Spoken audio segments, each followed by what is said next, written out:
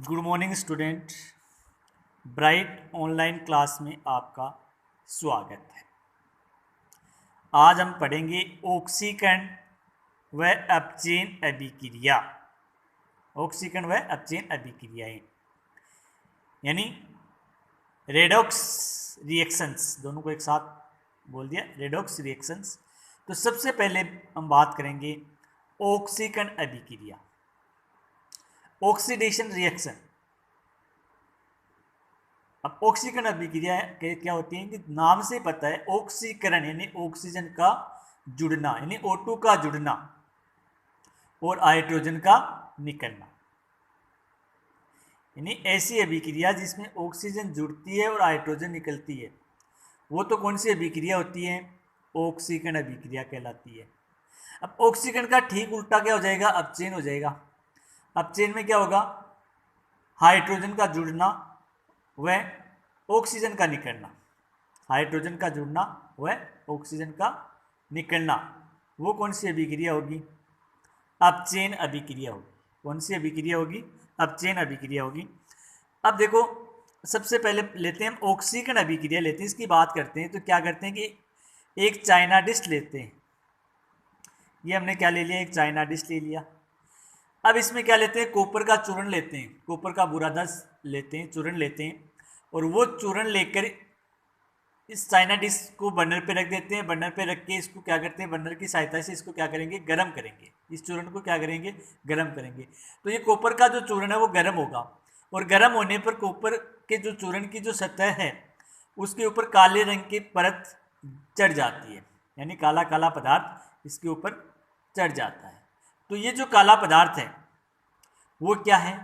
Copper oxide है। क्या है? कॉपर का ऑक्साइड, कॉपर ऑक्साइड है। अब जो कॉपर व ऑक्सीजन के संयोग से बना है, अब जो कॉपर ऑक्साइड का जो निर्माण हुआ वो किससे बना? कॉपर और ऑक्सीजन के मध्य क्या हुई? रासायनिक की अभिक्रिया हुई, जिसके फलस्वरूप किसका निर्माण हुआ? कॉपर ऑक्साइड का निर्माण हुआ।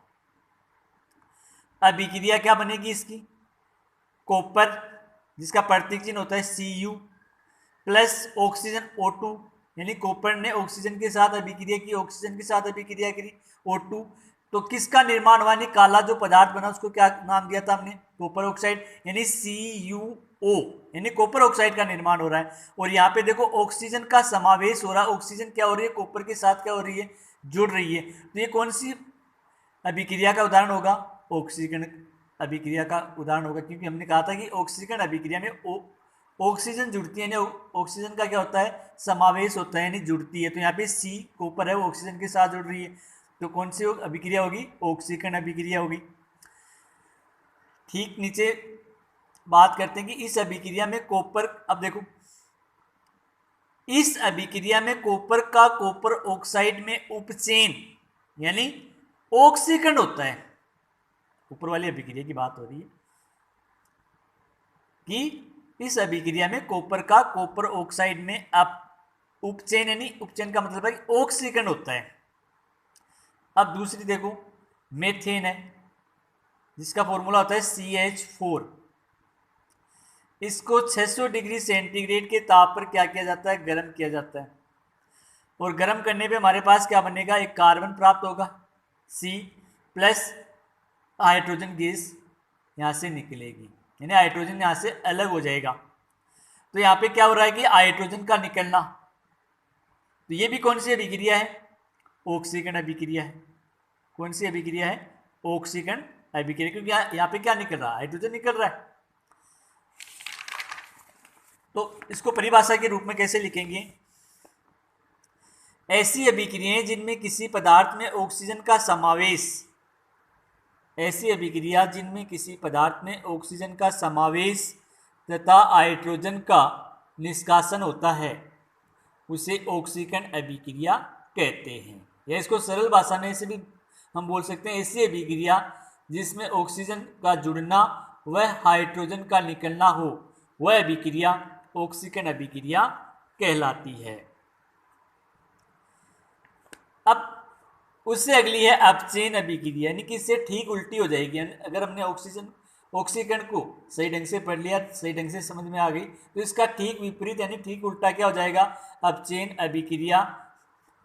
अब देखो अपचयन अभिक्रिया में क्या करते हैं, अब हमने जस्ट ऑक्सीकरण अभिक्रिया में क्या किया था, कॉपर के चूर्ण को गर्म किया था तो कॉपर का ऑक्साइड प्राप्त हुआ था।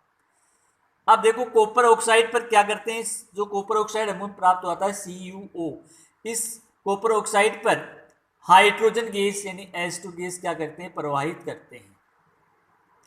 और H2 गैस प्रवाहित करने पर जो क्या किसका निर्माण होगा, कॉपर और जल बनता है, यानी कॉपर और जल का निर्माण होता है।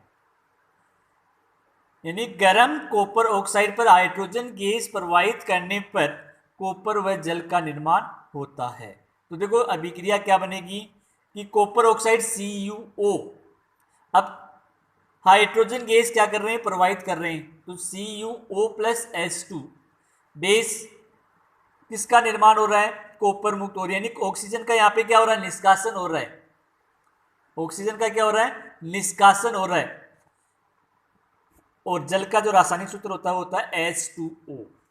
तो ऑक्सीजन का निष्कासन किस अभिक्रिया में होता है, अपचयन अभिक्रिया में होता है। तो यहाँ पे क्या हो रही है, ऑक्सीजन निष्कासित हो रही है, यानी ऑक्सीजन निकल रही है।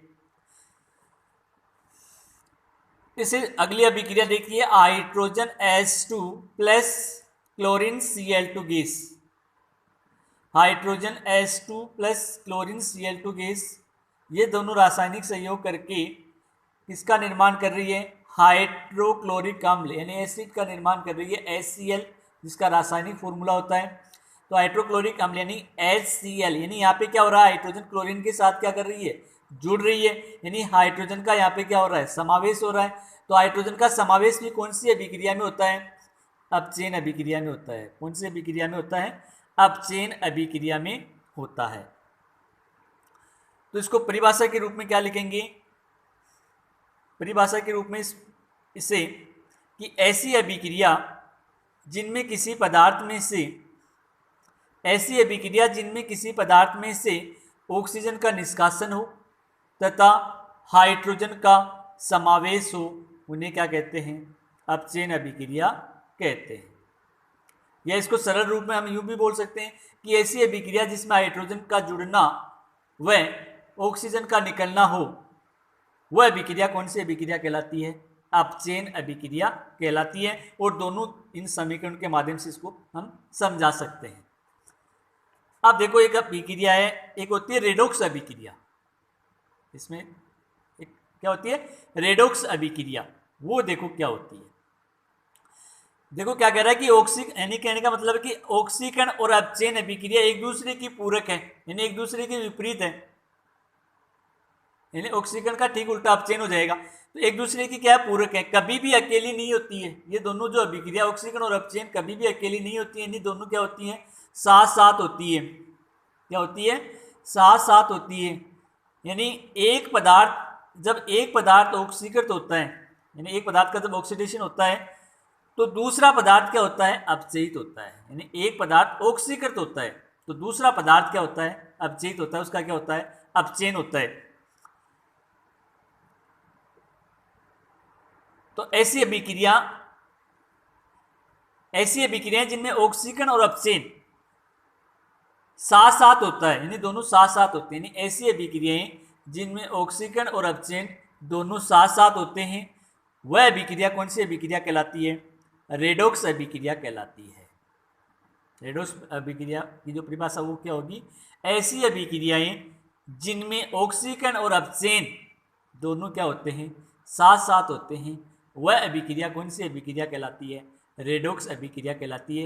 यानी जब एक पदार्थ का ऑक्सीकरण होगा तो दूसरा पदार्थ का क्या होगा,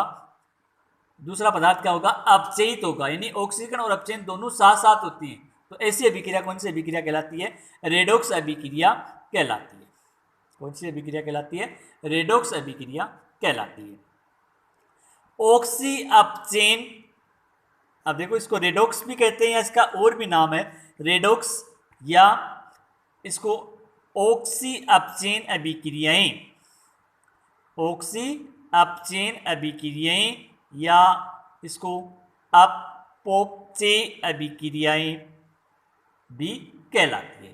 यानी इसको इस अभिक्रिया को हम क्या कह सकते हैं, रेडॉक्स अभिक्रिया भी कह सकते हैं, और इसका नाम ऑक्सी अपचयन अभिक्रिया या इसको अपॉपचयी अभिक्रियाएं भी कहते हैं।